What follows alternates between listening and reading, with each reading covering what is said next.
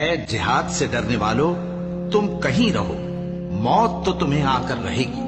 خواہ مضبوط قلعوں میں رہو۔ وہ اللہ کے پیغمبر کی مرضی کے برخلاف بیٹھ رہنے سے خوش ہوئے اور اس بات کو ناپسند کیا کہ اللہ کی راہ میں اپنے مال اور جان سے جہاد کریں، اور دوسروں سے بھی کہنے لگے کہ گرمی میں مت نکلنا، ان سے کہہ دو کہ دوزخ کی آگ اس سے کہیں زیادہ گرم ہے، کاش یہ اس بات کو سمجھتے، اور اگر وہ نکلنے کا ارادہ کرتے تو اس کے لیے سامان تیار کرتے،